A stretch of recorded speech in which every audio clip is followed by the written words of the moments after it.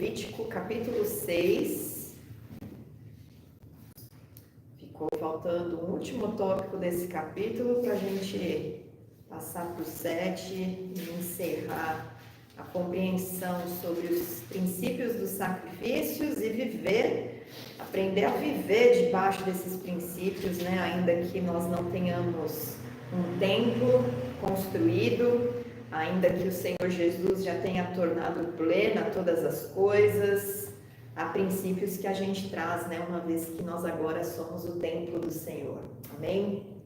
Então vamos ler os versículos 19 a 23. Aliás, do 29 ao 30, né? Do 19, perdão, ao 30 ficou faltando, mas vamos lá. Disse mais o Senhor a Moisés: esta é a oferta de Arão e de seus filhos que oferecerão ao Senhor no dia em que aquele for ungido. A 10ª parte de um efa de flor de farinha pela oferta de manjares contínua, metade dela será oferecida pela manhã e a outra metade à tarde. Numa assadeira se fará com azeite bem amassada, trarás em pedaços cozidos, trarás a oferta de manjares de aroma agradável ao Senhor. Também o sacerdote que dentre os filhos de Arão for ungido em seu lugar, fará o mesmo, por estatuto perpétuo será de todo queimada ao Senhor. Assim toda a oferta de manjares do sacerdote será totalmente queimada e não se comerá. Aqui nós temos um princípio espiritual sobre a vida dos sacerdotes, né? Que é, até os sacerdotes precisam se consagrar, precisam apresentar a sua oferta de consagração diante do Senhor. E temos alguns pontos aqui. Primeiro que antes de ser ungido, o sacerdote ele precisava se consagrar. Então ele apresentava ali a oferta de dedicação da vida dele, porque mais do que um israelita comum, aqueles que foram separados da linhagem de Arão, da tribo de Levi, eles eram separados e ungidos para ministrar diante do Senhor. O serviço deles exigia uma santificação. Tudo que a gente apresenta diante do Senhor deve ser santo, deve ser puro, deve ser o melhor. Nós vamos abordar isso também hoje, mas a vida deles tinha que estar completamente dedicada ao Senhor para aquele serviço. Aquilo que eles estavam fazendo não poderia ser feito como se fosse um trabalho comum, né? Como um jornaleiro, um agricultor, um negociante, um carpinteiro, qualquer um, né? Não era um ofício comum, era um trabalho que merecia o seu salário. O salário deles era a presença, a herança que eles receberam, era a presença do Senhor. E diante disso, diante desse privilégio de estar diante do Senhor, na presença do Senhor, muito mais lhes era exigido por causa de todas essas bênçãos que o Senhor estava entregando para eles, que eram diferentes daquilo que o Senhor entregava para o resto do povo. O resto do povo tinha a graça do Senhor, a misericórdia, quando apresentavam a sua consagração, os seus sacrifícios, as suas ofertas, mas o povo era próspero somente numa vida material, vamos dizer assim. Comparados com os sacerdotes que estavam ali na presença do Senhor, que entravam no lugar santo, o sumo sacerdote entrava no santo dos santos, espiritualmente falando, eles eram muito mais abençoados do que o resto das tribos. Então, exigia uma dedicação, uma santificação maior. Haviam leis para eles estabelecidas pelo Senhor para que eles conseguissem andar nessa santidade, nesse zelo. Inclusive, eles tinham uma tiara, né? Não é bem uma tiara, uma coroa de ouro. E, se não me engano, a do sumo sacerdote com certeza tinha isso escrito. Agora, dos sacerdotes eu não me recordo, mas estava escrito santidade ao Senhor. Então, na testa deles estava essa coroa, né? Representando ali, lembrando todos fisicamente que diante do Senhor é necessário santidade, é necessário separação. E a unção, né? Ela tem várias raízes compartilhadas com essa palavra unção.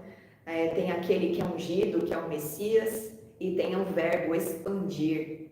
Então, quando uma pessoa recebe a unção, aquilo está sendo espalhado por todo o seu corpo. Não é só a cabeça da pessoa que é ungida, mas é o corpo, a alma, o espírito. Ela está sendo separada do Senhor, está sendo curada pelo Senhor. E antes deles receberem isso, eles davam. Isso é um princípio, né, do reino dos céus. O Senhor, Ele espera que a gente sempre entregue para Ele, antes dele entregar algo para nós. A única coisa que Ele nos deu, antes de nós fazermos qualquer coisa, foi o seu Filho. Porque Ele amou a nossa vida de tal maneira que Ele dá o seu Filho para a gente receber vida eterna. Até nisso tem um princípio, né? Ele também deu algo para a gente receber, né? E essa é a graça. A graça está nisso. Nessa parte da salvação, né? O Senhor, Ele entregou por nós. Nós não precisamos entregar nada. Nós não precisamos entregar boas obras. Nós não precisamos entregar orações longas demais. Nós não precisamos entregar jejum, sacrifícios, porque Ele mesmo deu o sacrifício para cobrir e expiar nossa vida do pecado. Então a gente recebe vida eterna. Mas no resto, nós é que entregamos antes de receber dele.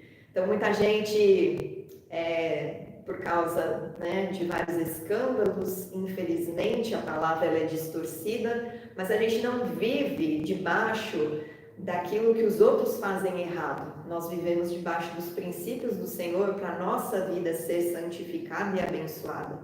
Então, nós não devemos achar que o fato de estarmos passando por uma situação financeira complicada demais é motivo da gente não entregar para Deus e não consagrar para Deus o nosso trabalho, de não consagrar para Deus as nossas finanças, de não consagrar para Deus a nossa casa, né, a nossa vida. A gente entrega e Ele depois nos dá abundantemente. Só que a gente também não faz isso como um investimento, né? A gente dá tudo sabendo que Ele é bom, mas confiando que a gente está entregando nas mãos de quem é fiel debaixo de uma aliança, não para que a gente receba com juros e tudo mais, né? Esse é o problema desse século, é achar que entregar para o Senhor debaixo do princípio dele faz com que isso seja um investimento financeiro para a nossa vida terrena, e não é assim.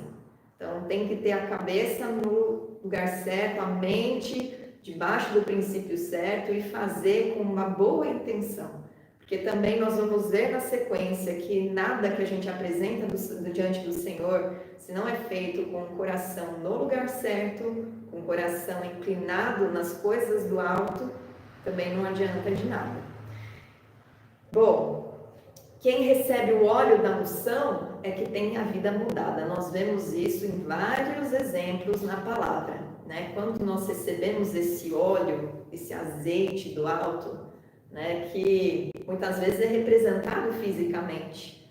Nas cartas, os presbíteros são orientados a ungir os enfermos, orar para que eles sejam salvos e curados.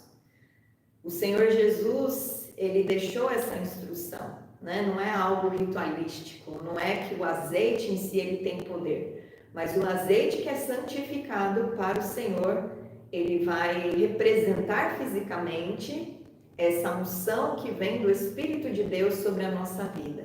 Uma unção que quebra todo jugo, uma unção que traz alegria, uma unção que, quebrando todo jugo, vai te libertar do pecado. E muitas enfermidades físicas, elas vêm de pecados. Pecados ocultos, pecados que não são confessados, pecados que a pessoa não consegue abrir mão porque ela está aprisionada, está com a mente aprisionada. E quando o ministro do Senhor unge e ora, há libertação. Nenhum filho de Deus pode ficar sem unção, porque aí é um problema. Um filho de Deus sem unção, ele não é curado e ele não consegue operar nada, né? Ele não é selado, ele não está revestido. E a gente tem um exemplo claro disso em Atos, quando dois irmãos judeus vão tentar expulsar um demônio, eles apanham do demônio, porque eles falam: eu conheço Paulo, eu conheço um outro apóstolo, mas vocês quem são? Então, aquele que é revestido de unção tem autoridade para expulsar demônios no nome de Jesus Cristo, para curar enfermos, para fazer milagres e sinais. A unção ela é importantíssima. E a unção vem do Senhor. É o Senhor que escolhe quem Ele unge e quem Ele derrama autoridade. Amém? E assim como o sacerdote, que ele ofertava ali representando a dedicação total da sua vida, porque ele tinha como herança o próprio Senhor, nós temos essa herança também. A nossa herança é o próprio Cristo em nós. Nossa herança é o Espírito do Senhor habitando em nós. A nossa herança é a presença do Senhor em nós. E assim como os sacerdotes daquele tempo, nós também devemos apresentar a consagração, a oferta de consagração, dedicando a nossa vida totalmente. E então, entregando a nossa vida, o que o Senhor entrega? A unção e a sua presença. Amém? Depois do 24 ao 30, repete-se. E por que está repetindo, né? Acho que quem está acompanhando desde o início do capítulo 1 vai perceber que aqui tem uma repetição de leis. E por que o Senhor repete isso? Porque toda a lei do Senhor, ela é tão especial e importante que o Senhor quer que a gente medite nela, que a gente se deleite nela e ao mesmo tempo a gente gaste tempo meditando nela. Deuteronômio também é uma repetição de todas as leis que estão na Torá, né? É o último livro que repete, Moisés repete todas as leis e acrescenta algumas ali, porque ele está já preparando o povo para ser liderado por Josué. Há alguns acréscimos ali, mas há também repetição da lei. E o Senhor, Ele espera que quando você ouve um ensino, você busque repetir o estudo. Você escute. Hoje em dia a gente consegue escutar várias vezes, né? A tecnologia está nos ajudando com isso.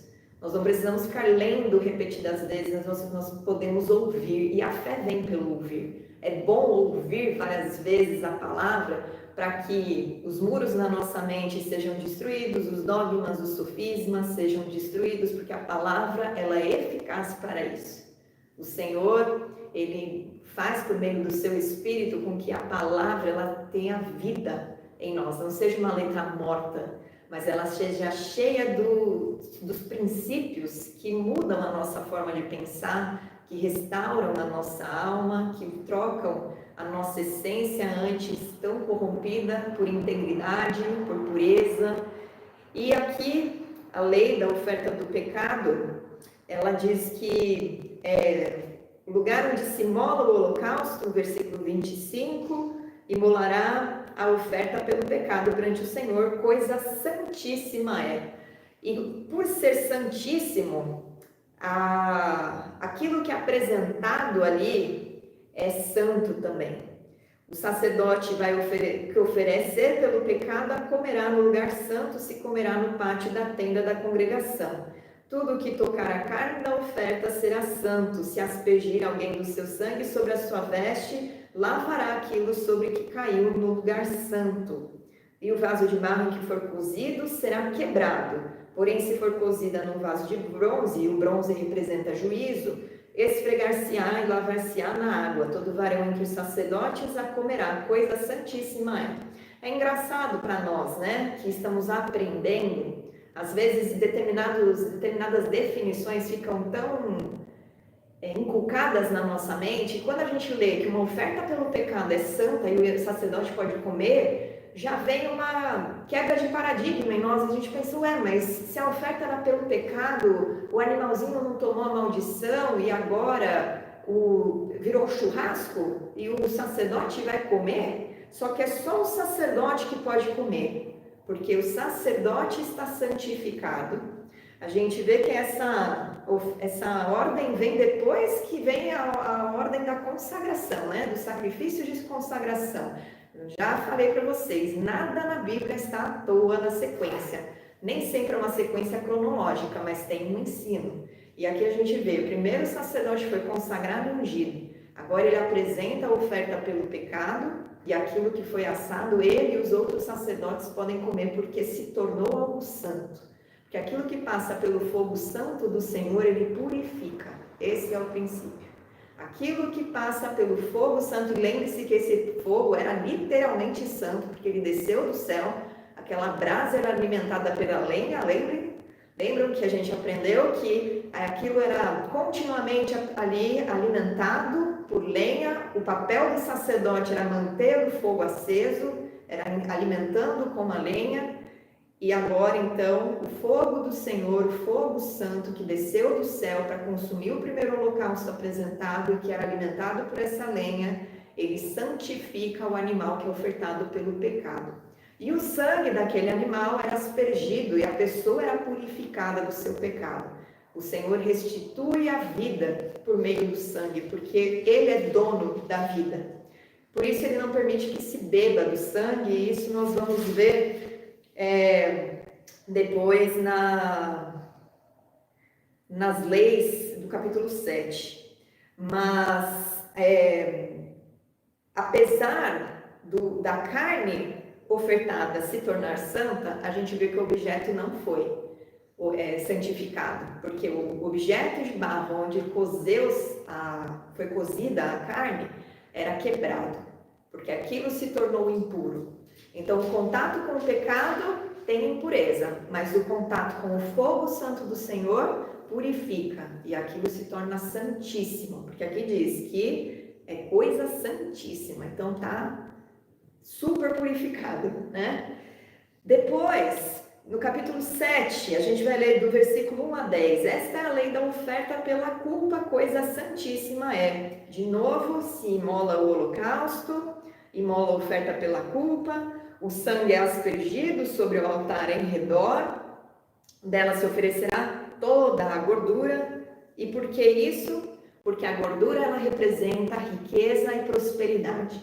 Quando nós estamos entregando uma oferta ao Senhor, nós estamos entregando tudo a Ele. Então, aquilo que representa prosperidade e riqueza, a gordura, era queimada porque foi entregue, não podia se tomar de volta. Nada que a gente entrega ao Senhor, a gente deve tomar de volta. A gente consagra algo diante do Senhor, a gente não toma de volta, a gente deixa na mão dele. Você consagrou o filho, agora ele é do Senhor. Você consagrou sua casa, ela é do Senhor. Você consagrou seu carro, ele é do Senhor. Você consagrou a sua vida, ela é do Senhor. E ele vai fazer o que ele quer com ela. Não adianta, não, Senhor, peraí, que a minha vida tudo bem, eu te entreguei. Mas veja bem, essa área profissional aqui, eu tenho um sonho tão grande para realizar. Deixa na minha mão. Não, ele é dono. Você consagrou. Não tente reaver algo que você entregou para ele, porque foi santificado. Na tua mão pode ser corrompido. Você é fraco, frágil, você está aprendendo a ser irrepreensível e íntegro. Ele não. Ele é santo, ele é puro, ele é íntegro, ele sabe fazer melhor do que você, né? Todas as coisas. Então confia. Você entregou? Confia. Amém? Aqui continua falando, o sacerdote queimará sobre o altar, no versículo 5, em a oferta queimada ao Senhor é oferta pela culpa.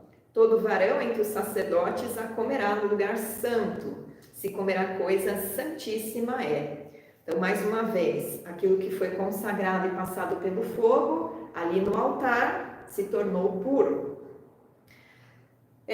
Uma única lei haverá para ela, será do sacerdote que com ela fizer expiação. O sacerdote que oferecer o holocausto de alguém terá o couro do holocausto que oferece, como também toda oferta de manjares que se cozer no forno, com tudo que se preparar na frigideira e na assadeira será do sacerdote que a oferece.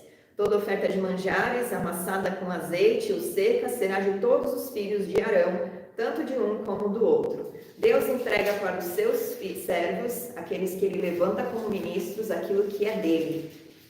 E hoje em dia a gente vê as pessoas querendo dar ordem e querer dos sacerdotes, né, dos ministros do Senhor, prestação de contas daquilo que é de Deus e que Deus dá para eles. Não tem muito disso? As pessoas questionando, mas o que ele está fazendo com o meu dinheiro? Você não entregou para Deus? Então o dinheiro é de Deus, não é mais seu. E o que ele faz com o dinheiro que Deus entrega, se ele está usando para a glória de Deus, glória a Deus. Se ele está usando de maneira errada, ele vai se ver com Deus, porque ele está pegando algo que foi consagrado a Deus, que Deus compartilha com ele, e faz algo que não condiz com aquilo que o Senhor espera. O juízo é do Senhor, o juízo não é nosso. Não somos nós que definimos o que os ministros do Senhor devem fazer com aquilo que eles ganham. Porque eles estão ali dedicados ao Senhor, eles estão ali dedicados para que a sua vida seja coberta pelo sangue de Jesus hoje em dia, né? Os ministros estão se dedicando em intercessão pela sua vida, cobrindo a sua vida, às vezes perdendo horas de sono, para que a sua vida seja protegida. Você nem sabe o que está acontecendo, porque você está lá dormindo, você não vê as castas de demônio tentando entrar na sua casa, enquanto o irmão que foi levantado, ungido para isso, consagrou a sua vida para Deus usar da maneira como Ele quer, está lá se dedicando e você se considera como um patrão daquele que é seu irmão, que está te servindo. Muitos princípios precisam ser alinhados com a palavra na nossa vida. Ao invés de a gente olhar para as igrejas que fazem errado, vamos fazer a gente certo para que o nome do Senhor seja glorificado. Amém? Bom, além disso, a gente tem um princípio aqui dentro dessas ofertas, pela culpa, pelo pecado, pelas leis, leis de ofertas, de holocaustos e tudo mais, que é o seguinte: a gente deve cumprir com integridade os mandamentos do Senhor. E a forma de se cumprir com integridade os mandamentos sobre sacrifícios, holocaustos e ofertas é entregar um animal bom, o melhor do que você tem. A nossa vida também, nós devemos entregar o melhor que nós temos para o Senhor. Não devemos entregar de qualquer jeito, não devemos chegar na presença do Senhor de qualquer jeito, não devemos apresentar uma oferta por obrigação. O Senhor, Ele examina a intenção do nosso coração, e isso entra já nas ofertas pacíficas, essa intenção do coração. Mas tudo que a gente faz, todo mandamento que a gente cumpre diante do Senhor, ele tem que ser íntegro. Então, por exemplo, vamos pegar o exemplo do Robin Hood, É um anti-herói, certo? Porque é um cara que rouba para dar para os pobres. No princípio da palavra, Robin Hood, ele é um pecador. Ele rouba e ele pega o que é roubado para fazer caridade. Não se dá na caridade aquilo que é roubado. Porque a gente aprendeu que aquilo que é roubado deve ser restituído ao que foi lesado. Então o Senhor não aceita. Da mesma forma que um casamento, ele não pode ser com base em um adultério, nem fornicação. Porque diante do Senhor tem um princípio sendo quebrado, o mandamento está sendo obedecido, mas com uma quebra de princípio. Precisa haver santificação, arrependimento, conserto, e as coisas devem ser feitas com integridade. Senão vira bagunça. E nosso Deus não é um Deus de bagunça. Nosso Deus é um Deus de ordem. Ele é santo. E Ele deu uma ordem para nós. Sejam santos como eu sou santo. Não tem essa de dizer, não sou perfeito. Não, você deve ser. É uma ordem. Você ainda não é. Mas o teu desenvolvimento de salvação, ele precisa gerar em você aperfeiçoamento. Senão a sua vida diante do Senhor, ela está sendo desperdiçada. Você não está totalmente consagrado se não está vendo purificação, se não está vendo consagração e muito menos unção sendo derramada para que você seja liberto, curado e verdadeiramente transformado. Amém? Versículos 11 a 21 é a lei da oferta pacífica. A gente já leu sobre ela, é aquela oferta que a gente entrega para restabelecer a nossa paz com Deus, E aqui há toda a instrução sobre a oferta e também há o mandamento sobre o consumo daquilo que é apresentado. A carne, no versículo 15, a carne do sacrifício de ação de graças da sua oferta pacífica se comerá no dia do seu oferecimento, nada se deixará dela até amanhã. E se o sacrifício da sua oferta for voto, ou oferta voluntária, no dia em que oferecer o seu sacrifício, se comerá. E o que dele ficar, também se comerá no dia seguinte. Porém, o que ainda restar da carne do sacrifício ao terceiro dia, será queimado. Se da carne do seu sacrifício pacífico se comer ao terceiro dia, aquele que ofereceu não será aceito, nem lhe será atribuído o sacrifício. Então, existiu uma regra aqui sobre o sacrifício. Terceiro dia, por que terceiro dia, né? A gente pode associar esse terceiro dia, esse sacrifício que restabelece paz, com o sacrifício de Jesus. Talvez não seja tão claro aqui para esse povo, por que o Senhor ele estabeleceu que a carne não seria consumida no terceiro dia? Nós sabemos que o Cordeiro de Deus ele ressuscitou no terceiro dia. Então, comer o animal no terceiro dia seria, didaticamente falando, não crer que haveria ressurreição. E por meio da ressurreição de Cristo, nós recebemos vida e a paz com Deus, certo? Então, são princípios sutis, mas que estão aqui por meio das práticas. E interessante de novo, né? Porque muita gente acha que o Senhor aceita o sacrifício. Nossa, por que Deus gosta tanto de sacrifício? Não é que Ele gosta de sacrifício. O sacrifício era necessário, mas você percebe que ele não era desperdiçado, ele era alimento. Toda hora a gente vê um churrasco aqui. A gente viu um churrasco que o sacerdote podia comer, agora a gente vê um churrasco que na oferta do pacífica, na oferta voluntária, na consagração, no voto, na verdade, era entregue ali o animalzinho perfeito, o melhor que a pessoa tinha, e aquilo era consumido ali na presença do Senhor. Alguns consumidos somente pelos sacerdotes, outros consumidos pela pessoa que entregou. E aí, se alguém já está habituado a ler a Bíblia, vai lembrar da história de Eliseu com Elias. Eliseu estava arando a terra, né? Cuidando lá do gado, na verdade, cuidando lá da propriedade do seu pai, da sua herança terrena. Elias chega, só lança o manto nas costas de Eliseu. Eliseu na hora entende o que aquilo significa, porque Elias era um profeta conhecido na terra de Israel. E o que Eliseu fala? Espera aí que eu só vou me despedir dos meus pais. E o que ele faz com a vida dele antes de receber a unção? Ele se consagra, ele queima as carroças, imola o gado ali, o boi, e assa os bois. E aquilo ali é a consagração dele diante do Senhor, e ele segue com Elias. E Eliseu recebeu unção dobrada, pela fidelidade dele e pelo entendimento de caminhar no princípio do Senhor. Caminhar no princípio da palavra de Deus nos dá bênçãos sem medidas e unção, às vezes até dobrada, se for a vontade do Pai. Amém? Então, essa oferta do sacrifício foi feita conforme os princípios da lei. E o princípio da lei, segundo o Midrash, né, são as explicações sobre a lei, que é a parte da lei oral do judaísmo rabínico, eles falam que ela envolve pureza, honestidade e integridade.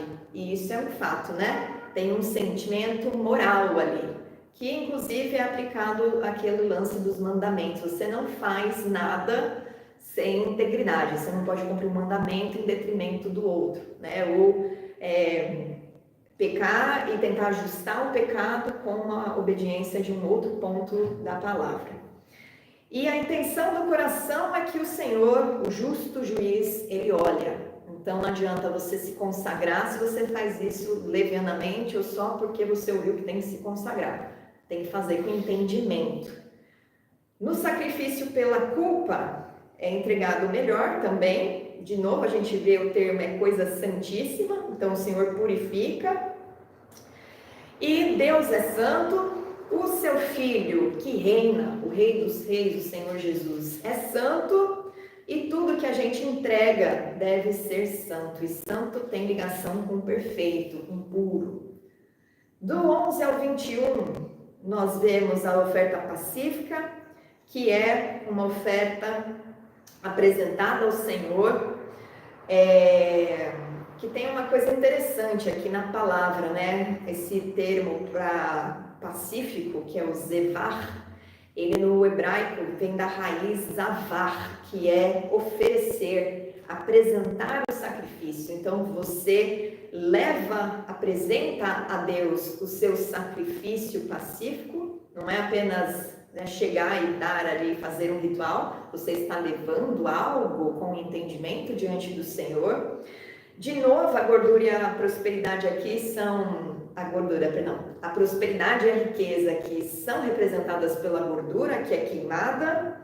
E aquilo que foi entregue para o Senhor não deve ser consumido no tocante ao que nós estamos apresentando diante dele, né? Então, a gordura representa a nossa vida, né? Tudo que a gente faz. Por isso que o mandamento de Deuteronômio 6 começa: ouve Israel, o Senhor é o teu Deus, o Senhor é um, e você deve amar ao Senhor, seu Deus, de todo o teu coração. Então, com suas emoções, com seu pensamento, né? Porque o coração envolve o intelecto, a razão, com todo o sua alma. Então, são as suas emoções, de fato, é a sua vida, e com toda a sua força, né? Só que essa força, no original, ela representa as posses. Então, é com tudo que você faz, com tudo que você produz. Então, todas as áreas da sua vida, corpo, alma e espírito, elas devem ser entregues ao Senhor, porque amor é dar. O amor é entregar o melhor que você tem, sem esperar nada em troca. Deus amou o mundo de tal maneira que entregou, que deu o seu único Filho, para que todo aquele que nele crê não pereça, mas receba a vida eterna. Então, esse princípio de amor, a gente vê no principal atitude de amor que o Senhor tem por nós, e Ele espera o mesmo conosco. Dê o seu melhor, sem esperar nada em troca. Dê o seu melhor, a sua vida inteira para o Senhor. Não espere nada em troca, mas tenha certeza que por Ele ser fiel e bom, algo você vai receber. Pelo menos vida eterna, vida abundante. Acho que isso é tudo o que a gente precisa. Amém?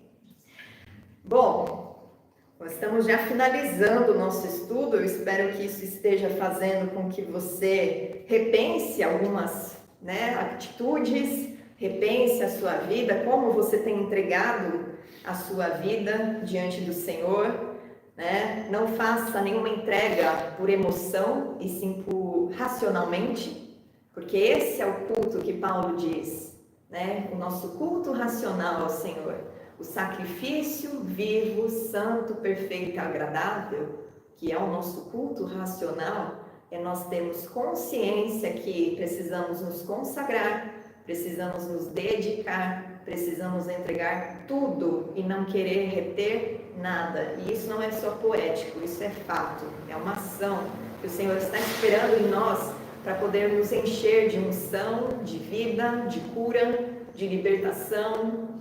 Às vezes aquela oração do Salmo que a gente viu ali, o até quando, até quando, até quando, é até quando você ficar retendo a sua vida na sua mão. Aí o Senhor, praticamente o Senhor está jogando no nosso colo a mesma pergunta, né? Até quando? Mas até quando você vai ficar aí retendo a sua vida? Até quando você não vai se entregar totalmente? Até quando você não vai se consagrar completamente? Até quando o seu culto não vai ser um culto perfeito? Um sacrifício vivo, santo e agradável? Até quando? Porque quando você decidir não fazer isso por emoção, porque ouviu uma música bonita e então resolveu entregar tudo, mas ali foi só no momento, porque você saiu daquele lugar, já voltou a fazer tudo do mesmo jeito, ou enquanto você não perdoa para ser perdoado, ou enquanto você não restitui aquilo que você prejudicou, né? Seja com palavras, seja financeiramente, seja de qualquer área, enquanto você não se retrata com o irmão, eu não posso te abençoar. Enquanto você não se dedica totalmente, não entrega o seu melhor para mim, eu não posso te abençoar, porque o Senhor, Ele é fiel à palavra dEle. Ele vai fazer de acordo com a palavra dEle. Não adianta a gente querer fazer como Robin Hood, querer que o Senhor nos considere muito justos porque a gente está roubando para entregar para os pobres. Porque diante do Senhor é com reta justiça, é com integridade, é com pureza que nós agradamos o coração dele. Amém? Bom, além de tudo, essa gordura que o Senhor pedia para tirar, né, do animalzinho, para ser queimado ali, consumido, ela não só espiritualmente tem um princípio, como tem um princípio biológico também, porque é uma gordura que não é saudável. E o Senhor, Ele protege o nosso corpo também. Em Levítico, algumas páginas, alguns capítulos mais para frente, você vai ter lá lei de animais que no nosso idioma é traduzido como puros e impuros. Mas isso não tem a ver apenas com pureza espiritual, mas tem a ver também com se é apropriado ou inapropriado para ser consumido, porque no original o termo significa isso. É apropriado ou não é apropriado, é inapropriado. Então, o Senhor, Ele cuida do nosso corpo também. Não é só do nosso espírito que Ele está preocupado, mas é do nosso corpo.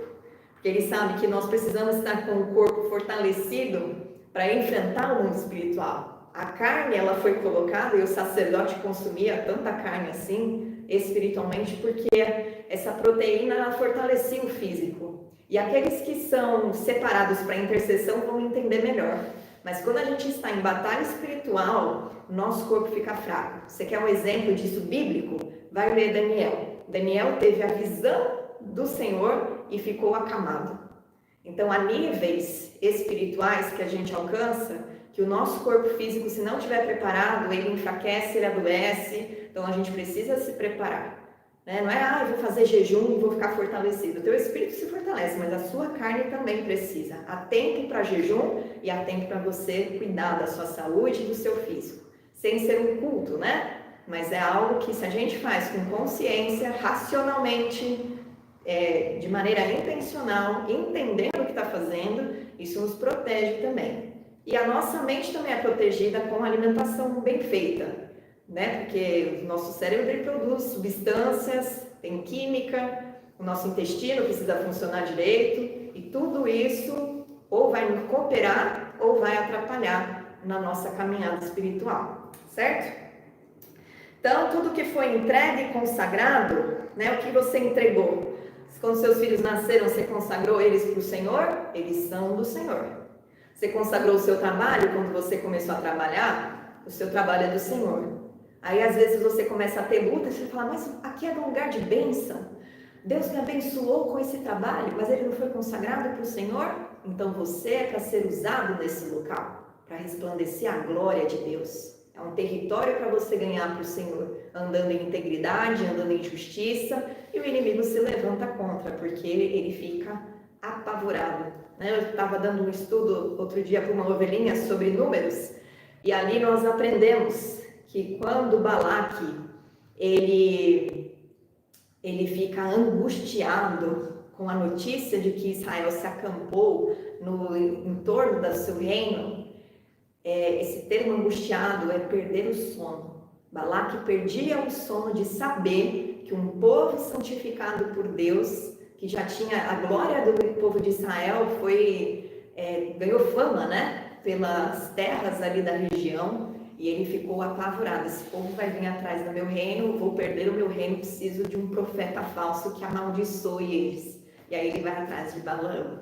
Então, o inimigo ele também perde o sono, entre aspas, quando a gente está santificado, quando a nossa vida está consagrada e a gente está fazendo aquilo que o Senhor espera. Porque ele sabe que aonde um filho do Senhor entra, ele está representando Jesus Cristo, e Jesus Cristo venceu ele. Ele já foi derrotado por Jesus. Então a obra do Senhor vai acontecer naquele lugar. E aí a gente é atacado, a gente acha que as pessoas estão contra a gente acha que os homens se levantaram, que estão rejeitando a gente. E você precisa aprender a amadurecer e entender que agora você vive para o reino de Deus. E aonde você for, né, o ser luz e sal na terra, luz do mundo e sal na terra, não é só uma coisa bonita, é uma coisa que incomoda. E você precisa estar posicionado emocionalmente para aceitar a rejeição, para aceitar a retaliação, para aceitar a perseguição, para aceitar a calúnia, né? Não porque você tem que sofrer, mas porque você está no mundo agora para representar Jesus e você está em constante batalha espiritual. Você não está mais aqui só para ganhar bênção, não. O tempo de bênção é no início, que o Senhor que está te fortalecendo, está te aperfeiçoando. Mas você foi consagrado ao Senhor e Ele vai te preparando para que você seja usado para essa obra dEle. Estamos em guerra, a gente só vai ter paz, descanso, não ter luto, não ter choro lá na Nova Jerusalém. Aqui é lugar de trabalhar para o Senhor. Amém? Bom, Agora que a gente já sabe o que é um sacrifício santo e agradável, que exige entrega total das nossas vidas, a gente entende melhor o que Paulo disse: já não sou mais eu quem vivo, mas Cristo vive em mim. Esse é o perfeito culto que a gente entrega ao Senhor. Deixar com que Ele viva em nós e através de nós, renovando a nossa mente. Agora vamos para o versículo 26, que diz: não comereis sangue em qualquer das vossas habitações, quer de aves, quer de gado. Toda pessoa que comer algum sangue será eliminada do seu povo. Eu dei uma leve introduzida ali no início, né, quando a gente estava começando aqui o ensino. Mas o sangue, ele tem vida. No sangue está a vida. Tem um versículo, acho que é Levítico 19, se não me engano, é 18 ou é 19. Se você quiser anotar, ele está em 17, na verdade. No capítulo 17, nos versículos 11 e 12, está escrito: porque a vida da carne está no sangue. Eu vos tenho dado sobre o altar para fazer expiação pela vossa alma, porquanto é o sangue que fará expiação em virtude da vida. Portanto, tenho dito aos filhos de Israel: nenhuma alma de entre vós comerá sangue, nem o estrangeiro que peregrina entre vós o comerá. No 13, qualquer homem dos filhos de Israel, dos estrangeiros que peregrinam entre vós, que caçar animal ou ave que se come, derramará o seu sangue e o cobrirá com pó. Portanto, a vida de toda a carne é o seu sangue. Por isso tenho dito aos filhos de Israel: não comereis o sangue de nenhuma carne, porque a vida de toda a carne é o sangue. Olha quantas vezes ele repete isso para ficar inculcado na mente dos filhos dele. A vida de toda a carne é o sangue. Carne aqui é a alma, né? Então, a vida da alma, ela está no sangue. E, biologicamente, no sangue nós temos várias coisas passando, né? E muitas toxinas, muitas doenças são transmitidas por sangue. Então, o Senhor fisicamente, de novo, está protegendo o povo, mas espiritualmente Ele está ensinando algo. Deus dá a vida a todo ser vivente, a toda alma. É Ele que dá o fôlego de vida e Ele é que restitui e Ele que dá de volta. Ele tira a vida e Ele dá de volta. Ele fala isso, né? Então, Ele proíbe o consumo de sangue. E aí, o que o ocultismo faz? O ocultismo ensina que você precisa beber sangue para ganhar poder, para ter vida, para se encher de vida. Né? Aqueles que vão contra, que quebram o princípio do Senhor, fazem justamente aquilo que para o Senhor é abominável. E essa é uma lei que está em Atos 15, 21. Quando tem aquele concílio para saber, gentil vai cumprir ou não vai cumprir a lei, como é que vai fazer? Os 613 mandamentos são para eles, a circuncisão é para eles, e o Espírito de Deus os orienta e ordena que eles cumpram apenas as 7 leis dos filhos de Noé. E uma delas é não beber o sangue de animal, nem comer animal sufocado. E o sangue de Jesus, a vida de Jesus, nos purifica. A vida, por meio do sangue de Jesus, é restituída. Antes nós estávamos mortos por causa do nosso pecado. Porque o pecado, ele gera morte e separação. A aspersão do sangue cobria, né, os homens e aproximava eles de Deus. Inclusive, a oferta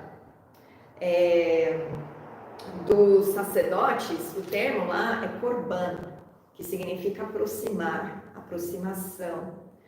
Então, o Senhor Jesus, por meio do seu sangue, Ele nos consagra, Ele nos aproxima de Deus. O sumo sacerdote rasgou o véu para que a gente pudesse entrar junto com Ele. A gente não entra separado de Jesus. Ninguém consegue entrar na presença de Deus sem Jesus. Ninguém consegue falar com Deus sem Jesus. É para Jesus que você deve orar, é para Jesus que você deve pedir, é para Jesus que você deve confessar os seus pecados, e é com Jesus que você entra na presença de Deus. Então, mudando aí, né, uma doutrina nova tem mudado o mediador entre Deus e os homens. E esses têm colocado, ele não deve ser blasfemado. A gente precisa do Espírito Santo. O Espírito Santo, ele é o Consolador, ele é aquele que nos batiza com fogo, Ele que nos unge com poder, Ele que nos reveste do poder, e é Ele quem vivifica a palavra em nós. Ele é importantíssimo, mas nós não falamos com Deus por meio dele. Ele, na verdade, vivifica o nosso espírito e faz a comunicação, mas é por meio de Jesus. Jesus Cristo é o mediador, e nenhum apóstolo ensinou outra coisa, nenhum ensinou outra doutrina, e é essa doutrina que a gente deve permanecer. Essa é a sã doutrina. Bom, além disso, aqui a gente vê a porção dos sacerdotes para finalizar, que já não é um sacrifício específico assim, mas envolve os princípios dos outros. E ele fala aos filhos de Israel, dizendo: quem oferecer ao Senhor o seu sacrifício pacífico, trará a sua oferta ao Senhor do seu sacrifício pacífico, trará com suas próprias mãos as ofertas queimadas do Senhor, a gordura do peito, com o peito trará, para movê-lo por oferta movida perante o Senhor. O sacerdote queimará a gordura sobre o altar, porém o peito será de Arão e de seus filhos. Então, de novo, uma porção separada aos sacerdotes. Também a coxa direita darei aos sacerdotes por oferta dos vossos sacrifícios pacíficos. Aquele dos filhos de Arão que oferecer o sangue do sacrifício pacífico e a gordura, esse terá a coxa direita por sua porção, porque o peito movido e a coxa de oferta também dos filhos de Israel, dos seus sacrifícios pacíficos, e o dei a Arão, o sacerdote, e a seus filhos por direito perpétuo dos filhos de Israel. Esta é a porção de Arão e a porção dos seus filhos das ofertas queimadas do Senhor, no dia em que o apresentou para oficiarem como sacerdote ao Senhor, a qual o Senhor ordenou que se lhes desse dentre os filhos de Israel no dia em que os ungiu, estatuto perpétuo e pelas suas gerações. Esta é a lei do holocausto, da oferta de manjares, da oferta pelo pecado, da oferta pela culpa, da consagração e do sacrifício pacífico que o Senhor ordenou a Moisés no Monte Sinai, no dia em que ordenou aos filhos de Israel que oferecessem as suas ofertas ao Senhor no deserto do Sinai. Então, desde aquele tempo foi estabelecido. Uma oferta movida, eles realmente ficavam apresentando uma bênção diante do Senhor, bendizendo o nome do Senhor e em movimento. Todo o nosso corpo deve se movimentar em adoração ao Senhor. Não é só uma coisa assim dada, porque tudo Ele fez para a glória dEle. Então todas as células do nosso corpo devem adorar ao Senhor. Por isso que nós não ficamos parados louvando, não é porque a gente está dançando apenas, mas o nosso corpo em movimento é uma expressão de louvor ao Senhor. E aqui de novo o princípio, o Senhor sustenta os seus sacerdotes, os seus ministros. Ele consagra, ele separa, a pessoa vai ficar dedicada a ele, mas ela não vai fazer um voto de pobreza e passar fome, e passar perrengue, porque o Senhor dá o melhor da terra para aqueles que Ele levanta. E isso não é motivo de vaidade para ninguém, porque vem muita responsabilidade sobre aqueles que o Senhor separa. É um privilégio servir ao Senhor, ser discípulo de Jesus, mas há uma grande responsabilidade também. Que o Senhor aumente com esse estudo o teu temor, em fazer as coisas não somente com reverência, mas com entendimento, debaixo de princípios, porque certamente vocês serão muito abençoados se moverem debaixo dos princípios do Senhor. E que toda vez que você apresentar o seu culto racional, seja um sacrifício vivo, santo, perfeito e agradável aos olhos do Pai. Amém? Que o Senhor abençoe muito a sua vida.